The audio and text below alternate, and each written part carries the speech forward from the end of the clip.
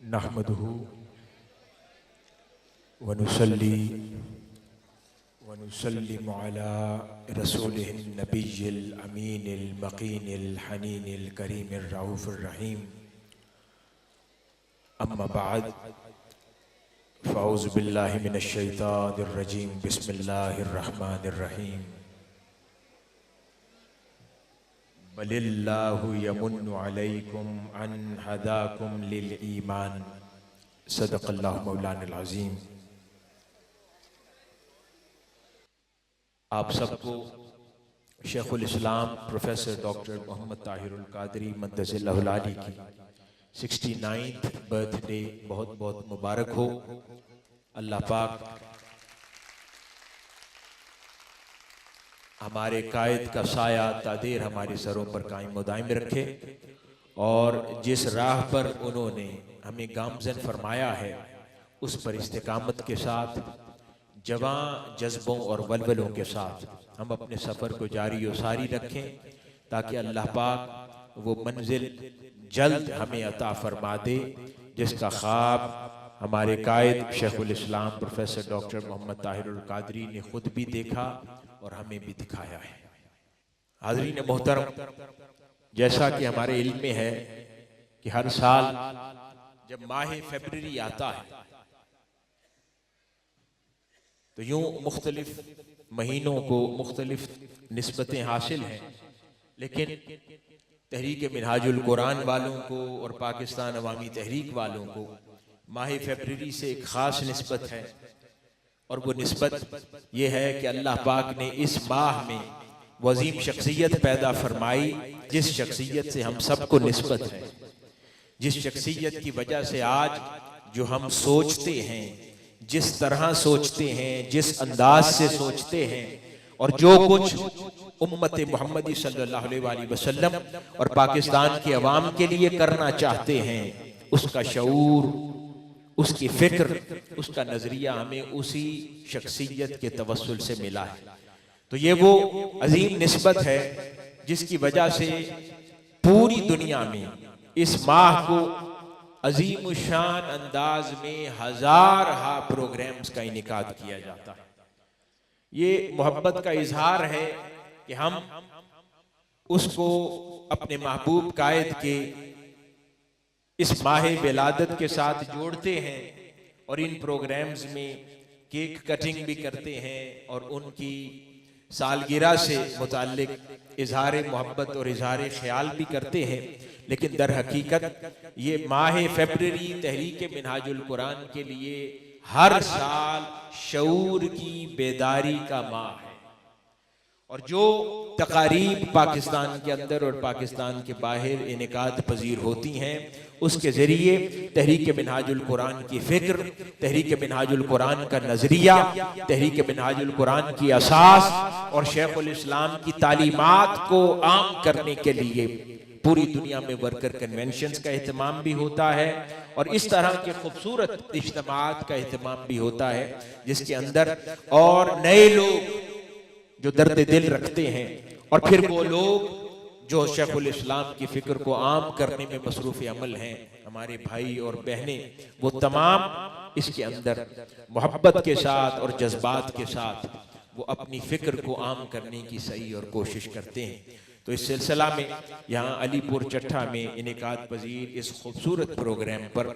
मैं यहाँ की तमाम तर अहबाब को दिल की अमीर गहराइयों से मुबारक देता हूँ।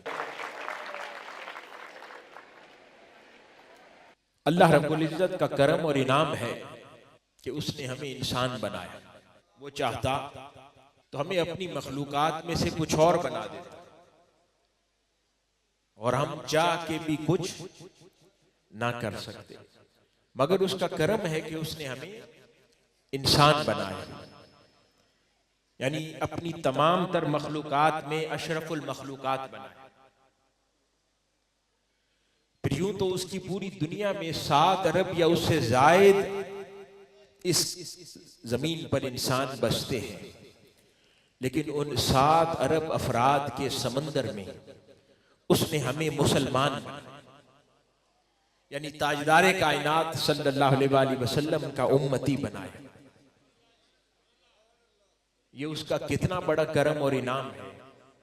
वो चाहता तो तमाम लोग उसकी मखलूक हैं, वो सबका मालिक है, सबका रब है, सबका खालिक है, मगर उसने हम पर इनाम किया। दीगर मखलूकात को भी वो खिलाता है, पिलाता है, लेकिन उसके साथ वो दावत देता है, उनकी तवज्जो मबजूल करवाता है कि खिलाता पिलाता मैं हूं, मगर मुझे तलाश करो, हक की जानिब अपना सफर जारी रखो, हक की तलाश में मगन रहो, मसरूफ रहो। यानी एक इजाफी काम उनके साथ जोड़ दिया है। मगर यहां पर उसने करम फरमाया है, इनाम फरमाया कि हमें शुरू दिन से पैदाइश के साथ ही उसने ताजदारे कायनात सल्लल्लाहु अलैहि वसल्लम की उम्मत में शामिल फरमाया और हमारी जिंदगी को बहुत आसान फरमा दिया है। हिदायत का रास्ता, या यूं कह लें हमें हिदायत के रास्ते पर पैदा फरमाया। अब हमने सिर्फ कदम बढ़ाकर उस पर चलना है। हमारे लिए उसने पहला मरहला आसान फरमा दिया कि हमें हिदायत की राह को तलाश नहीं करना, हमें उस राह पर पैदा फरमाया, या यूं कह लें हाथ पकड़ के खड़ा कर दिया है और कहा है कि अब इस पर चलने जितना काम तो कर लो। ये उसका करम और इनाम है। हाज़रीन गिरामी, हम लोग उसकी इतनी बड़ी नेमत को समझ नहीं पाते और इसे अमूमन फॉर ग्रांटेड लेते हैं। उन लोगों से जरा पूछिए कि जिनको इसकी हकीकत मालूम है कि अल्लाह पाक ने इस्लाम की सूरत में हमें कितनी बड़ी नेमत अता फरमाई। बुजुर्गान दीन, अहलुल्लाह, उलमाए कराम, मुजद्दिदीन, इस्लाम से ताल्लुक रखने वाली जलीलुल कद्र शख्सियत, उनसे कभी पूछें कि इस्लाम कितनी बड़ी नेमत है, तो वो अपने दिल को खोल के सामने रख देते हैं। इमाम गजाली से पूछें रज़ी अल्लाह ताला अन्हु, वो फरमाते हैं कि अगर इंसान को कायनात बनते साथ ही पैदा कर दिया जाता और वो क़यामत तक अपने मुसलमान बनाए जाने पर अल्लाह की शुक्रगुजारी में सजदा रेज रहता और उसकी जबान मसरूफ रहती, तब भी वो इस नेमत का हक अदा नहीं कर सकता।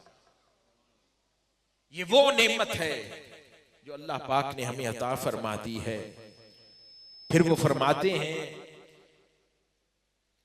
कि मुझ जैसा शख्स जिसने सारी जिंदगी इस्लाम को समझने और इस्लाम को समझाने में गुजारी है, इमाम गजाली फरमा रहे हैं, वो भी कहता है कि जो कुछ मैंने अपनी पूरी जिंदगी में इस्लाम की इशाअत और इस्लाम को आम करने के लिए लिखा है, वो समुद्रों में कतरे की मानिद है, मैं इस्लाम का हक अदा नहीं कर सकता।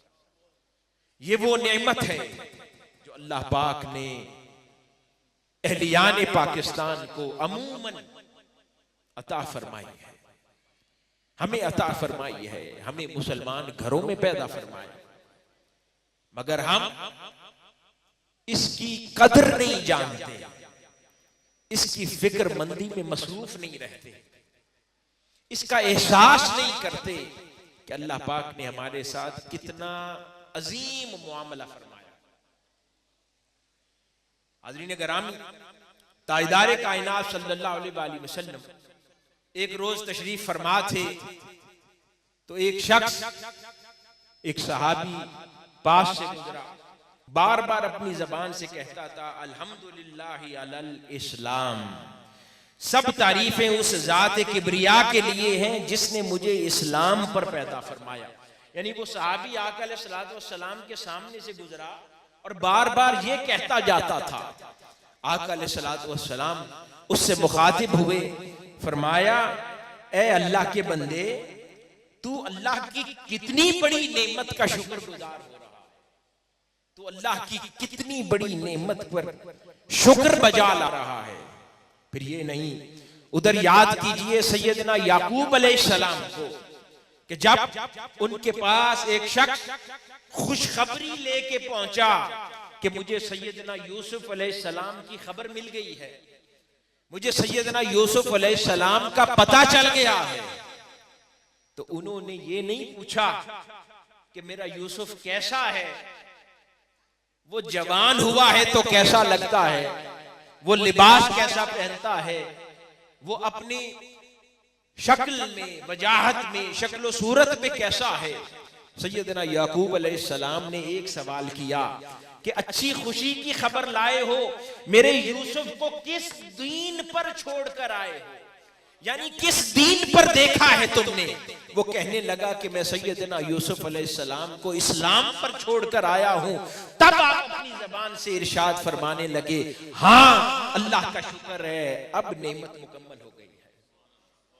यानी पहले सिर्फ अपने बेटे की जिंदगी की खबर को नहीं कहा कि नेमत मुकम्मल हो गई है, जब पूछ लिया कि मेरे उस जिंदा बेटे को किस दीन पर छोड़कर आए हो, तो उसने जवाब दिया कि उस दीन इस्लाम पर छोड़कर आया हूं।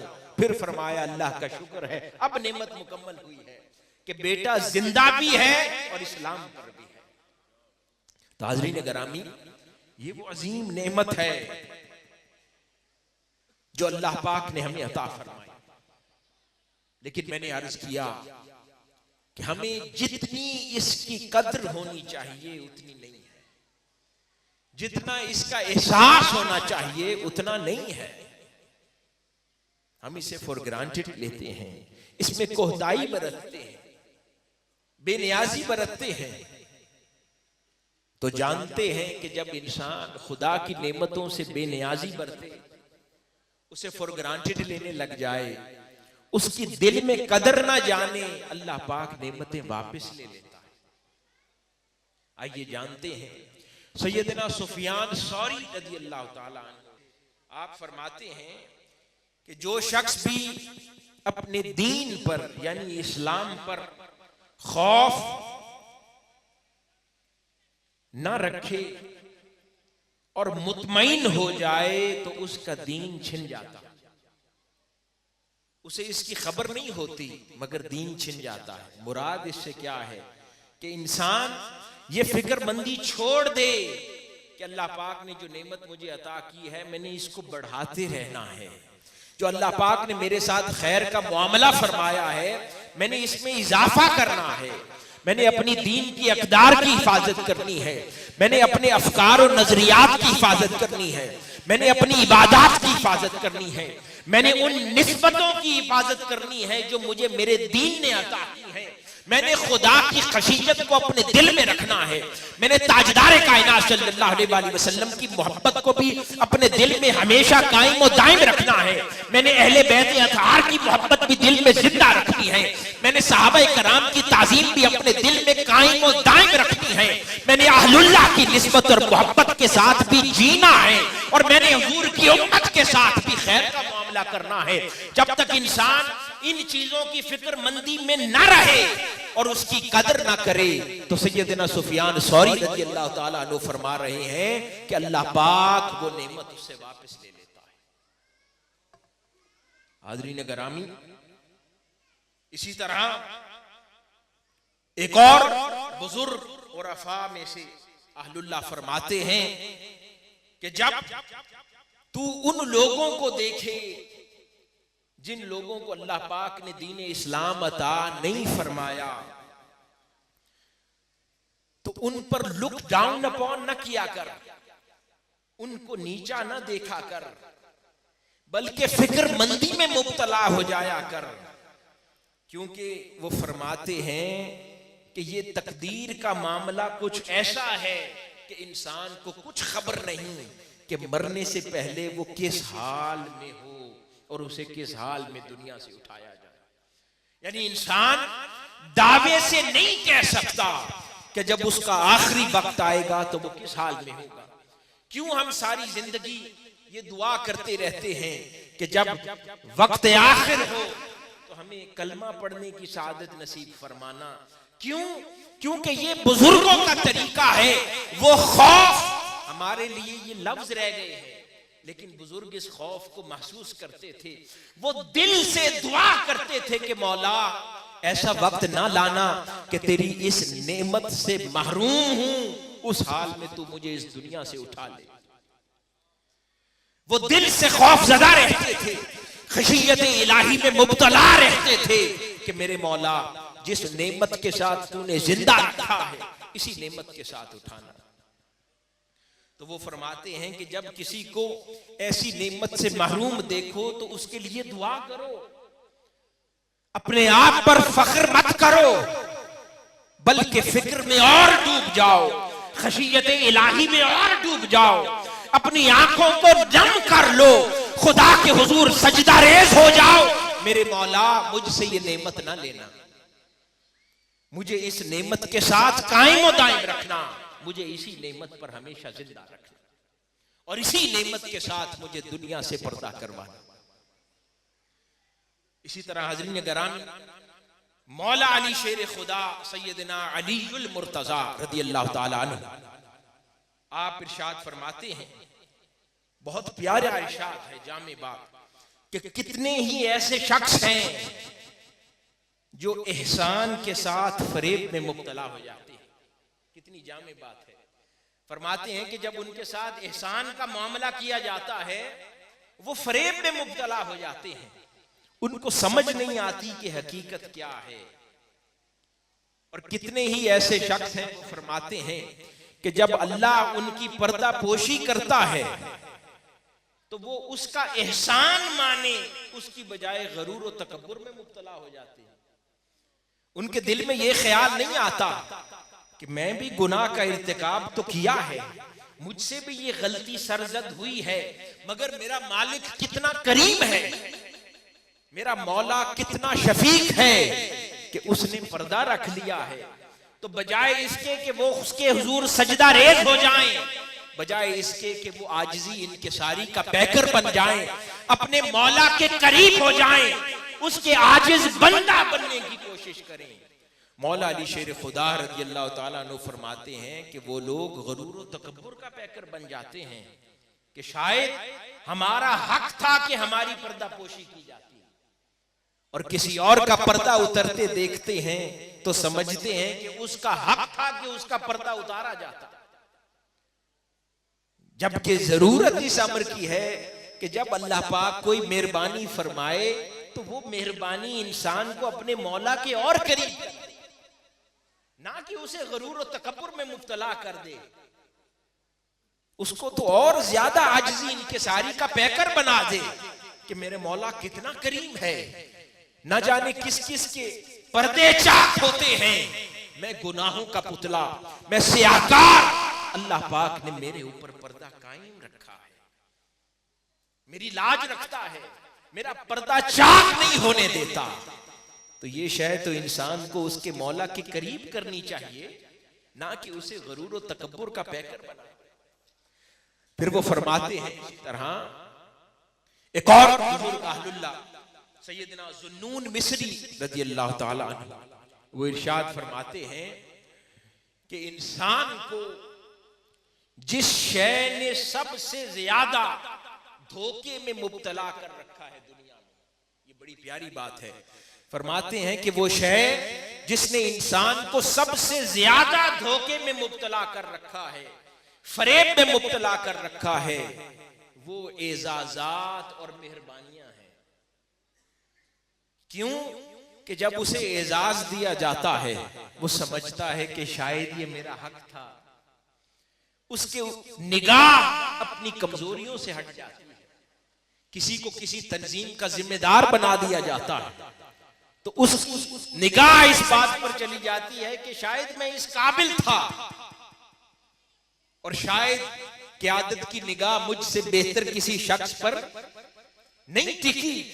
ये इतना सा ख्याल उसके दिल में तकब्बुर ले आता है, इतना सा ख्याल उसके अंदर रौनक ले आता है, बजाय इसके कि वो एजाज उसको आजिज़ी का पैकर बना देता, खिदमत का मिसाल बना देता, मगर वो तकब्बुर की नुमाया मिसाल बन जाता है।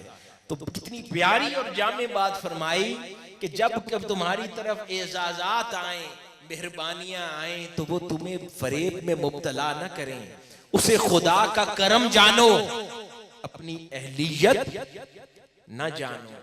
इसीलिए कुरान हमेशा यही फरमाता आया कि जब भी कुछ अच्छा तुम्हारे साथ मामला हो तो खुदा का करम जानो, और जब कोई गलती करो तो अपनी जानो।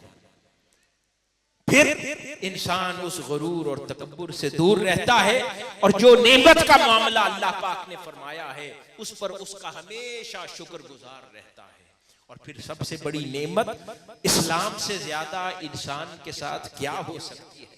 ताजदार कायनात सल्लल्लाहु अलैहि वसल्लम की गुलामी से बड़ी इंसान को वो क्या नेमत मुयस्सर आ सकती है?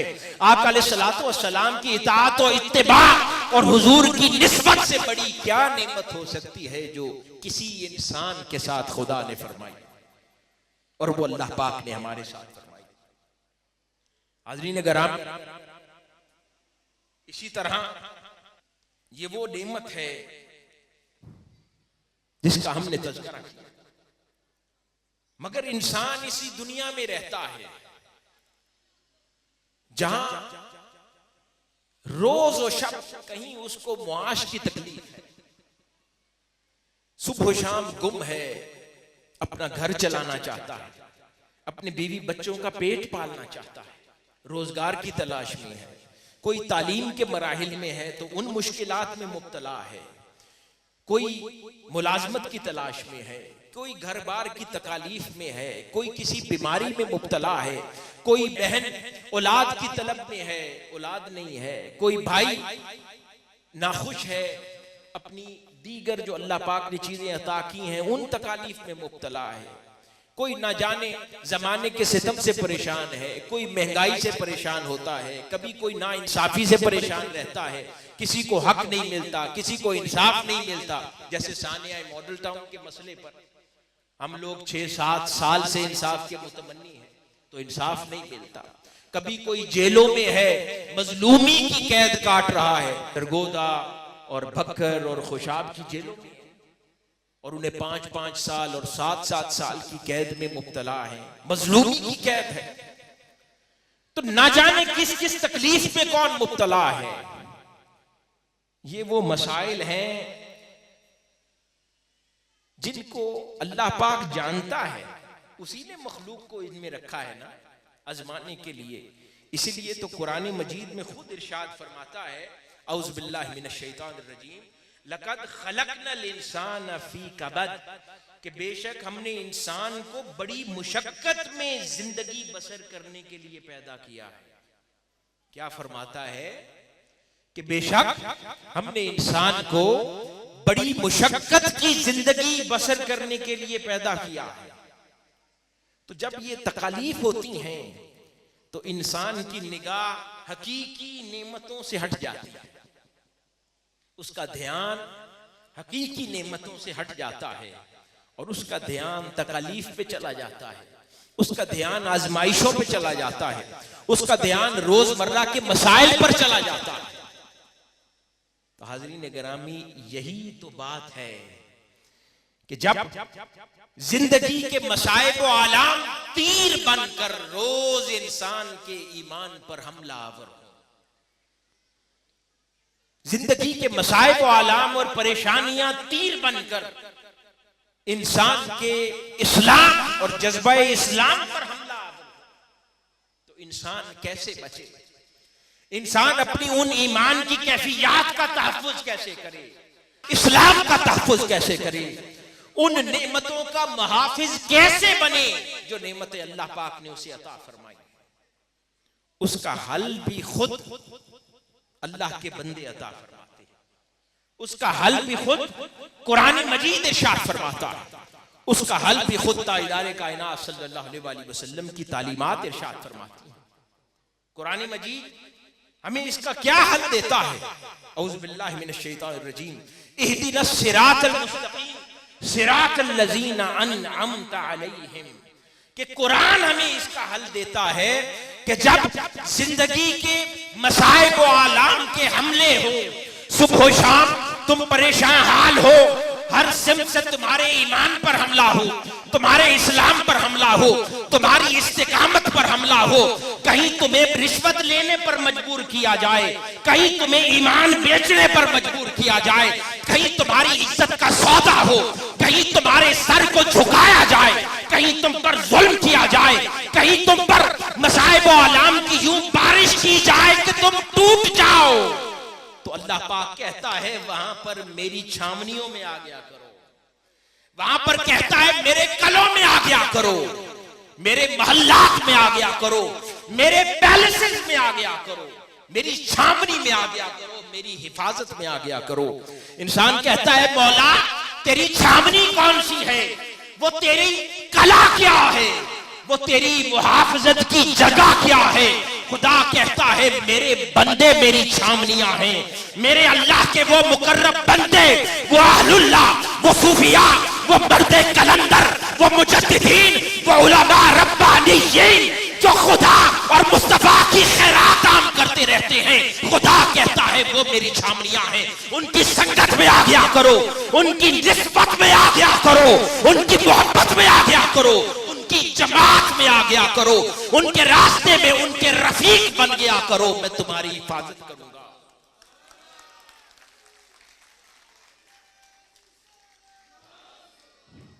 हाज़रीन गिरामी,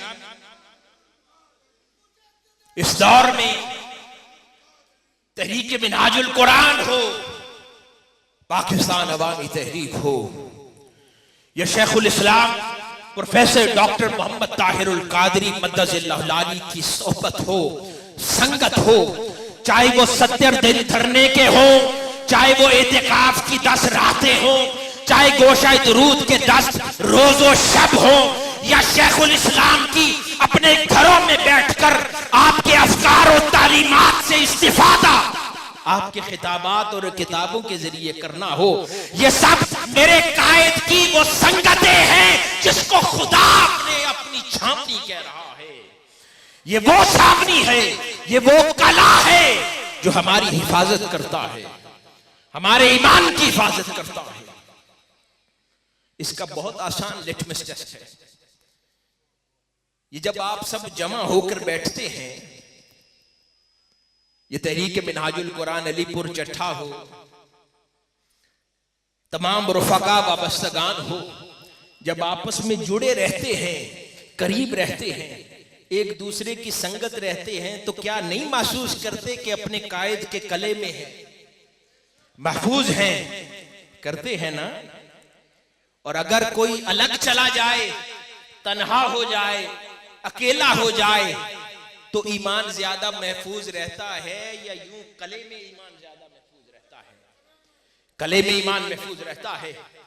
अब जरा वो धरने के 70 दिन याद करें, बाहर कितनी यलगार थी, जुल्म था, जो बेचारा तन्हा होता था तो किस तरह उचक के ले जाते थे, तो जो अपने कायद के साथ संगत में जुड़ के उनकी उस मोहब्बत के कले में बैठा था वो महफूज था, या जो बाहर निकलता था वो महफूज था? तो कायद की सोहबत और संगत वो कला है जिसको अल्लाह पाक फरमा रहा है मेरे बंदों की छावनियां हैं, मेरे बंदों के कले हैं जो तुम्हारे जाहिर की भी हिफाजत करते हैं और तुम्हारे बातिन की भी हिफाजत करते हैं।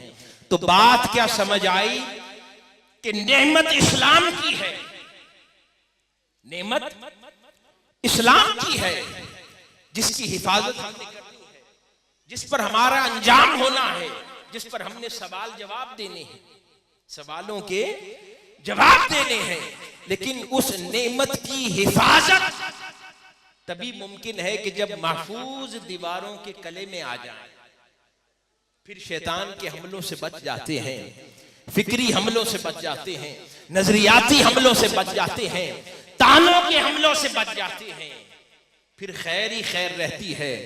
कभी कोई मैला होने लगे तो उसका साथी उसे धो देता है, उसे बचा लेता है, किसी की आंख लगने लगे तो उसका हमसफर उसे जगा देता है। ये फायदा है कले में रहने का। इसीलिए माया के खुदा का हाथ जमात पर है, क्योंकि जमात ही कला होती है। खुदा का हाथ जमात पर है, क्योंकि जमात ही कला होती है। बारक हो आपको, अल्लाह पाक ने इस दौर में इस सदी का सबसे मजबूत कला आपको अता फरमाया है कि नहीं फरमाया है? इस सदी का सबसे मजबूत कला इस दौर में अल्लाह पाक ने हमें अता फरमाया। तो हाज़रीन किराम, और जब यूं मिलकर बैठते हैं उस कले में एक जज्बात के साथ, एहसासात के साथ, मोहब्बत के साथ यूं मिलकर बैठते हैं इस इज्तिमा की माने। आपको पता है कि बुजुर्गाने दीन क्या कहते हैं कि अल्लाह पाक को ये मंजर कैसा लगता है? वो फरमाते हैं कि यूं कले में जमा हो जाना और फिर अल्लाह और उसके रसूल की खातिर यूं मिलकर बैठना मोहब्बत से। यहां पर कोई दुनिया का मफाद करने आए हैं? आप में से कोई किसी से कारोबार या करने आया है? किसी से कोई लेन देन सेटल करने आया है? नहीं। कोई मुलाजमत की तलाश में आया है? नहीं। वो क्या शय है जो आप सबको लाई है यहां पर? इतनी कसीर तादाद में हमारी बहनें बैठी हैं, भाई बैठे हैं, नौजवान हैं, बूढ़े हैं, इस वक्त तक क्यों बैठे हैं? वो मोहब्बत है। किस शय की? अल्लाह और उसके रसूल की। उस मोहब्बत की खातिर जो यूं जमा होकर बैठता है, तो बुजुर्ग फरमाते हैं कि वो अल्लाह पाक की कुर्ब हासिल करने का सबसे बड़ा जरिया, यानी अल्लाह की खातिर यूं मिलकर बैठ जाना, इससे बड़ा जरिया कोई शय अल्लाह का कुर्ब नहीं दिलाती। और फिर फरमाते हैं कि ये अमल इबादत है जो आप यहां पर बैठ के कर रहे हैं, और ये तब मुमकिन होता है कि जब किसी कले के बासी हों, जब किसी एक कले के रहने वाले हों, जब किसी एक बस्ती के रहने वाले हों, तो फिर वो बस्ती मुहाफिजत करती है, उसकी हदें, उसकी दीवारें हिफाजत करती हैं। फिर वो हिफाजत ईमान की भी है, वो हिफाजत इस्लाम की भी है, और वो हिफाजत दुनिया से मसाइब व आलाम की भी है। फिर जब कोई मैली निगाह डाले तो पूरा का पूरा कला अपने भाई के लिए खड़ा होता है। जब कोई मैली निगाह भी डाले तो पूरा खला भाई के लिए खड़ा होता है। और जब कोई अकेला रह जाए, तन्हा रह जाए, न जाने कौन चक्कर ले जाए, उसके ईमान का क्या बने, उसके इस्लाम का क्या बने, उसकी दुनियावी मामलात का क्या बने, खुदा जाने। मगर जब अपने भाइयों और बहनों के साथ जुड़कर रहता है, वो कला उसकी हिफाजत करता है, और वो कला उसे अल्लाह रब्बुल इज्जत अपने बंदों की छावनियां कहता है। हाज़रीन किराम, फिर अल्लाह पाक ने इस दौर में जिस अजीमुल मर्तबत शख्सियत के साथ हमें वाबस्ता किया है, जिसकी छावनी के हम मकी हैं, जिसकी छावनी के हम मकी हैं, जिसके कले के हम मकी हैं, जिनसे मोहब्बत करते हैं, जिनके लिए हम यहां पर जमा हुए हैं। बिस्मिल्लाहिर्रहमानिर्रहीम। अल्लाहुम्मा सल्लि अला सय्यिदिना व मौलाना मुहम्मद व अला आलिहि व सहाबिहि व बारिक वसल्लम। बदलते दौर के चैलेंजेस और फितनों के इस माहौल में अपने ईमान की हिफाजत, फिक्री इस्लाह और दीन मतीन की सच्ची खिदमत के लिए एक ऐसे माहौल की ज़रूरत है जहाँ इल्म, अमन और मोहब्बत का पैगाम मिले।